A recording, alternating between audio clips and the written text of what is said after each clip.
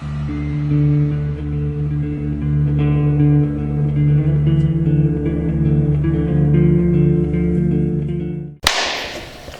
is a table saw, probably one of the most universal tools in the woodworking industry.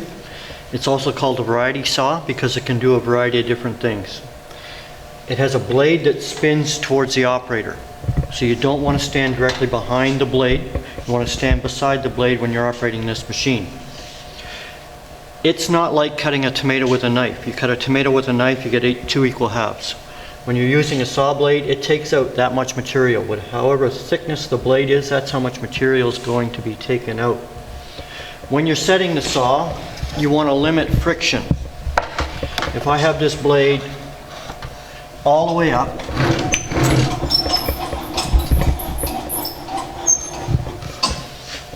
and I mark the width of the blade on the wood, you can see how much friction is on the blade, on both sides of the blade. If I lower the blade down to just over the material,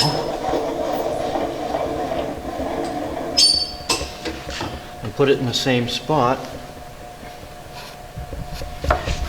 you can see how much less friction is on the blade, on both sides of the blade. Okay, so we're limiting friction. Friction is an enemy. Everyone's seen cars that have burning rubber, standing on the gas, standing on the brake, a lot of heat, a lot of smoke, a lot of friction on the road. You let go of the gas and the car wants to launch forward. With a table saw, friction, the blade wants to launch the board back at the operator. So you want to avoid as much friction as possible. Another reason that we keep the blade down that low is if you get into the blade for whatever reason, you're only going to put a groove in your finger. You're not going to lose your finger. So you're limiting the damage that can happen to you as the operator. Okay? Also on this machine, there is a splitter bar. The bar is there so as the saw makes a cut, it keeps the groove open. If the groove, because of bad grain in the wood, squeezes, it squeezes against the blade, more friction, the board wants to launch back at the operator. So we keep a splitter bar in there, unless we're not cutting all the way through the material, to keep that gap open so it can't squeeze against the blade. Also on this splitter bar, there's anti-kickback fingers. So if the board wants to come back, the anti-kickback fingers are designed to grab onto the board as long as it's thicker than the bottom of the finger. But it's a mechanical device and it can fail, so you don't rely on any kickback fingers to stop a board from coming back. When you're setting up to cut parallel with the blade or ripping, okay, we have a fence that's set 90 degrees to the table and parallel with the blade. It can be locked in position at whatever position along the track. If I was setting it for exactly 4 inches, I'm going to line my ruler up and I'm going to lock it down at exactly 4 to the inside of the blade.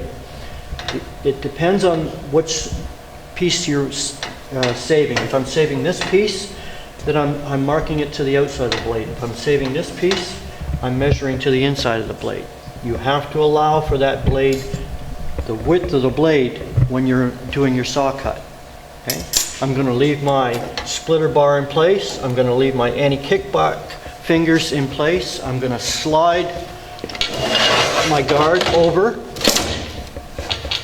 and it's going to sit just above the material when it's operating. I'm going to have a push stick so that I am going to push the board right past the blade with the push stick so it doesn't sit in there, so it doesn't want to come back. Okay? Normally if you have a person on this side catching, their role is to keep the board level and hold on to it so it doesn't kick back, especially the piece that's in behind here. They're not pulling it towards themselves, they're just supporting it and holding it till the end. Okay? So I'm going to turn the machine on.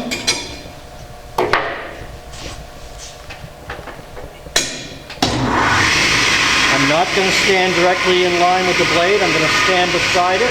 So if it does want to shoot back, it's not going to hit me because it's going to hit me about waist level. Okay? When you're putting a piece of wood through, thumb is holding down the board, finger pointed towards you is holding it up against the fence. This hand is pushing nice and easy. I don't need my push stick until I get to the edge of the table. Keeping it up against the fence. Push stick. Right on. Shut it off. If there's a small piece of wood in here, wait until the blade stops before you reach in there. If you're reaching in there for a small piece, your hands are really close to a moving blade. Okay. We're going to use the saw now to make a bevel or a taper on the edge of a board. I've already got the switch locked off. I'm going to take my insert out. I'm going to slide down my end kickback fingers below the table and my splitter bar. I'm going to put my insert back in. On the side of the wheel, or a table saw here, there's a wheel and it tips the blade over to up to 45 degrees. On the back, there is a gauge to tell me how far it's tipped over. I'm going to tip it over to 45 degrees.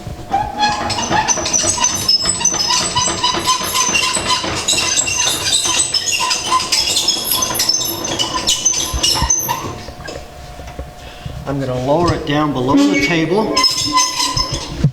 I'm going to slide my fence on this side of the blade to prevent friction buildup. I'm going to raise my blade to just over the material so we limit the friction and also we can limit the damage to anybody that gets into it. I'm going to set my fence. So I'm just taking the corner off the material. I'm locking it in place. Okay. I'm going to put my guard just over the blade. Okay. And in this case, I have to stand on this side of the fence and holding it down, not in line with the blade. If there's a problem, it shoots out past me. It doesn't shoot into me. Okay. I'm going to take my lock off of the machine. Turn my switch on, turn the machine on.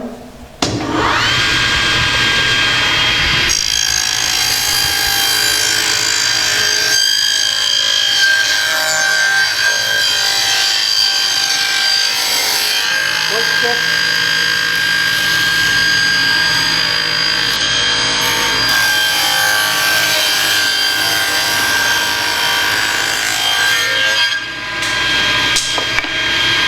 My machine on and wait till the blade stops.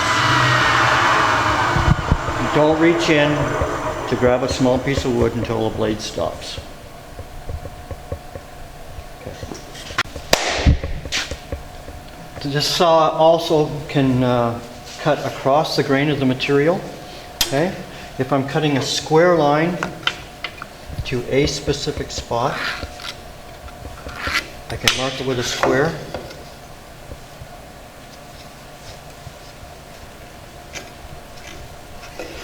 I'm going to put an X on the side, my waist side. For this demonstration, I'm not going to use a guard, and I'm not going to use a splitter bar. I'm going to put my miter gauge, which I can set for 45 degrees this way and 45 degrees this way. I'm setting it exactly 90 degrees. Okay. These grooves and the edge of the table are machined exactly 9 degrees. So I'm going to put my miter gauge in upside down, turn it in the groove. Okay. It just slides through the blade.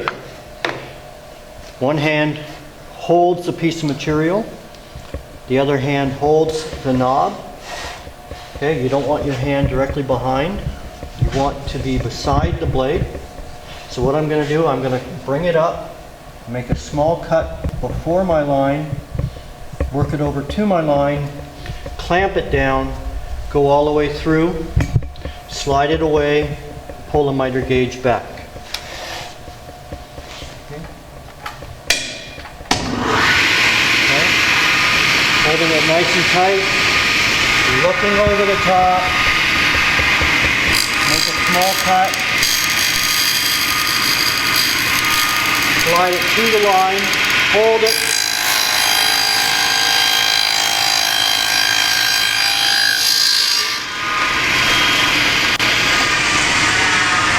don't reach in there for those small pieces. Wait till the blade stops. Ideally, you should split half your line away. If you look, half the line is still there. If I'm cutting on an angle across the piece of material, and it's a 45 degrees, I can use a combination square, and I can mark my angle, mark the waist side of the line. I can set my gauge for exactly 45 degrees because there is a gauge on both sides, or on the back side of this miter gauge that tells me an angle. Just like we did before, my hand is going to hold the piece of material back against the miter gauge. The other hand is going to push it through on the knob. I'm not going to be behind the blade. I'm going to make a small cut before my line, work it to my line, and then take my line on.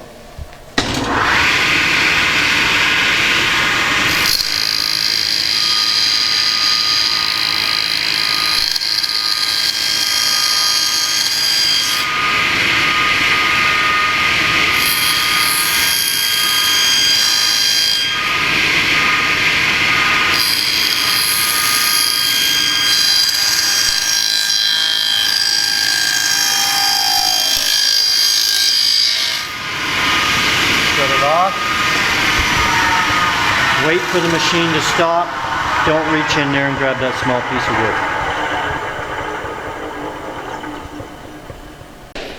wood. If I'm cutting a groove in a piece of wood and I'm not cutting all the way through, my splitter bar and my anti-kickback fingers are below the table. First thing I'm going to do is I'm going to set the height of the blade.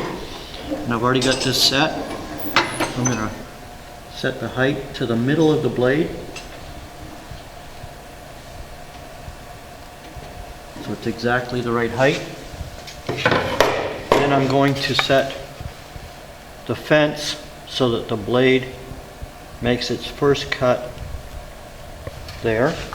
So I'm going to move it over and look over the top, line it up with my layout lines. Lock it down, check it, make sure it didn't move when I locked it.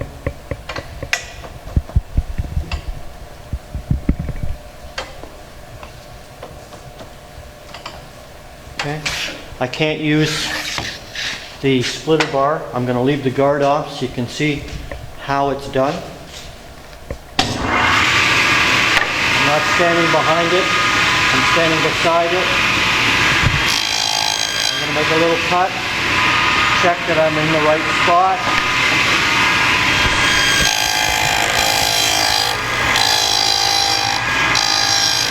Push it.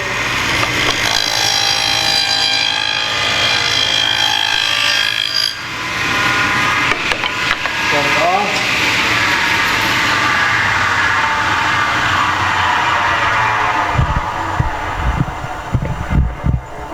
Wait. Now I'm going to set it up for the outside of the cut. I'm on the opposite side of the blade. I'm going to lock it down. I'm going to run it, and then I'm going to keep moving it over 1/8 of an inch at a time, the width of the blade, to clean out the material.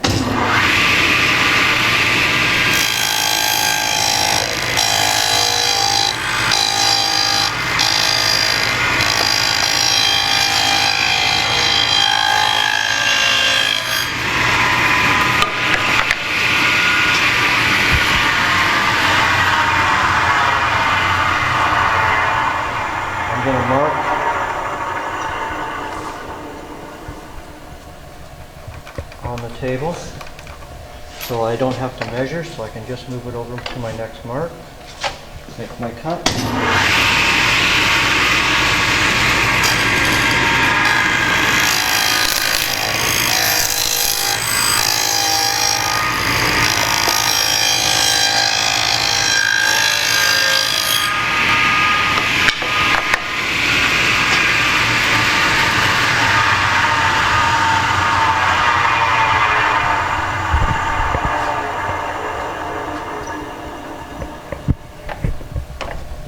To my next mark. And